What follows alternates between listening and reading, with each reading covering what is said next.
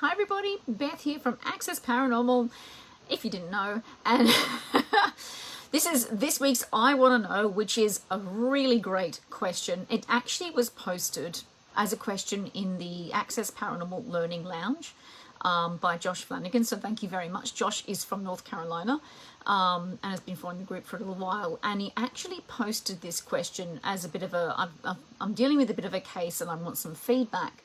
And I actually really liked the question because it kind of got most of us thinking, where it challenged what we really have an idea of the categories of residual energy and intelligent energy and hauntings and how all that happens. So thank you so much for that, Josh. I really appreciate you having posted that, and I hope you don't mind me borrowing it. And I hope that the feedback that comes through from this particular session on this live recording and also the replay as well would be awesome. Oh, hi Jim, good to see you here, lovely man. So yeah, hopefully they'll give you a bit of feedback as well as a bit more information, because I think it's a really intriguing subject.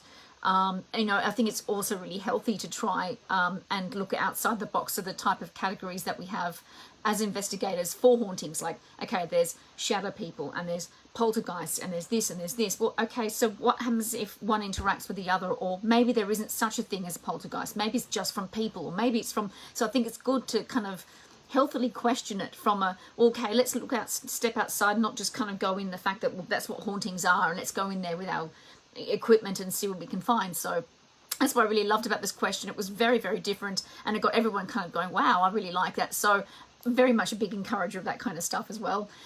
So first thing, obviously, you know, for those who may not know, a snapshot, residual energy is considered a bit like an imprint. So it's an imprint in the environment. Imprint of what? Like, why would that be anything to do with a haunting? It's thought that a particular situation, and it could be a strong emotional situation, doesn't have to be negative either.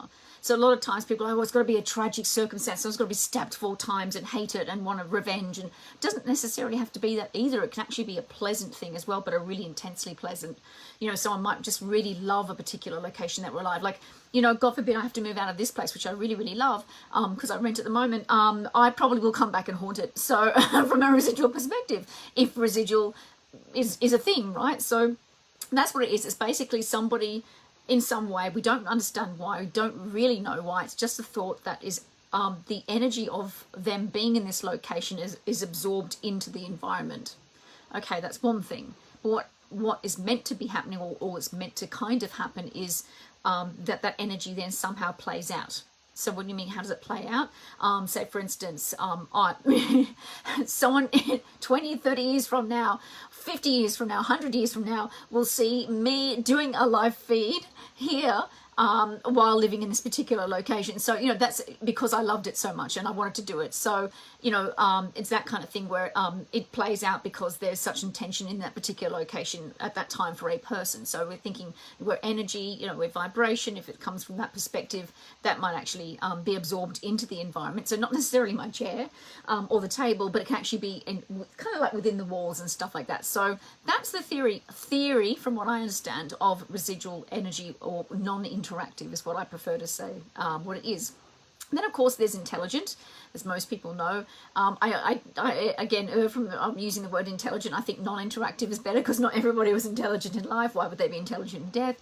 And that means the fact that you're going to not just have energy around you absorbed into a location, but it responds. There's a responsiveness to it. It replies back. You're able to get something from it. So, and so that means there is communication. That's the big thing about intelligent energy from a theory perspective, is that it's actually considered something that's got an intelligence to it. It's actually got communication and wants to be an intent as well. Residual is energy playing out. Intelligence is actually something that wants to communicate. So that gives a bit of a basic, very basic way of where these two categories actually come from. Now let's get into the nitty-gritty of what this is about. So one thing I thought could actually be happening, so say for instance, if an energy can go from residual to intelligent, if that is possible, we're talking hypothetically here, right? If that is possible, what could actually be happening? What would make that happen? Maybe the imprint of a residual energy could grow into something what we think, or into a form that's intelligent. Maybe that could happen. Or maybe an intelligent energy could actually fall into or grow into what we consider residual. What's to say that either one is not interchangeable? We don't really know what happens on the outside. Like, technically, you know, we're talking about an afterlife that hasn't been proven, but we're talking about ideas. If it was out there, if it existed, what would actually happen with these particular categories, right? Love this stuff. Braining away. Hi Foxy, hi Karen, hi Nicole. Good to see you guys. Apologies I didn't say hello. Hi Robert and Vicky. Good evening, lovely one. So that's the one thing as well. That's the one thing to think about too. And it could also, another way in which this could also play out is the fact that maybe as investigators we don't always get it right with how we put something into a category. So I may walk into a place and go, if someone gives me their experiences, I'm like, oh, you know, I think that could actually be residual energy you're dealing with. Someone else could walk in and go, no, I'd actually consider that interactive because blah, blah, and blah happened. So it could actually be down to an investigator's perception, but it could also be down to the people that are in the location or living in the location. Maybe they've got it wrong. Maybe there's no interchanging going on. Maybe it's literally someone's misdiagnosis. If you want to call that word, I really don't recommend that you call it diagnosis of a haunting, but more of you know, being able to put it into a category per se. So there could be that going on as well. Yeah, I'm glad you're well, Nicole. There's that as well. Also, a lot of times in dealing with haunting cases, there could be different types of haunting. So we're not just talking about residual or haunting intelligent. It could be in sort of poltergeist. It could be shadow people seen, all this kind of stuff. So maybe there could very much be a possibility of an intellectual haunting as opposed to a, you know, residual haunting going on. So it could actually be two types going on. So that is another interesting thing as well. If that is the case, if that does happen, do they both know that either one of them are there in that way? So that's another thing as well. If someone is explaining experiences that either could fall into, maybe there's two different types of hauntings going on, and each entity in some regard kind of knows it's there but doesn't know it's there, and that's, again, we're talking possible different dimensions. I don't know. Again, we're talking different ideas. This is all speculation, but fascinating as all get out. So that as well.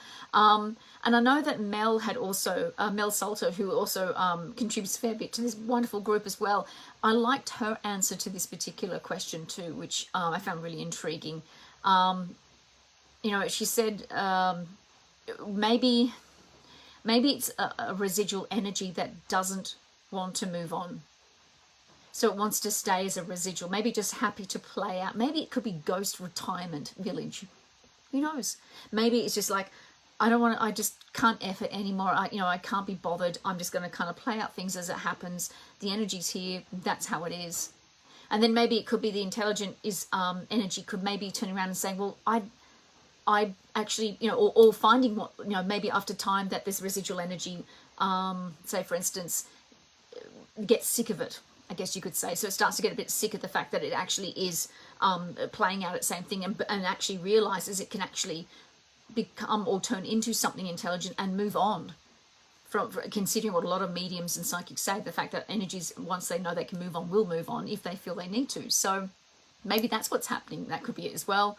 But also, you know, maybe they choose not to move on as well. So they might just turn around and just go, I just can't be bothered. But again, the flip side, you know, maybe there's an intelligent energy that can turn around and go, you know, I just, you know, game up. So I just want to relax and do that sort of thing. So, and I know there's a lot of locations that people can investigate over the years, that over time they may feel that the possible activity actually decreases. Maybe this is it. Maybe it actually turns more into a residual situation as opposed to an intelligent energy continually interacting, and the energy it takes to do that. Maybe it's a lot easier to be residual. Maybe literally, like I said, it is a ghost retirement. So I just thought some really interesting ideas with regards to this as well.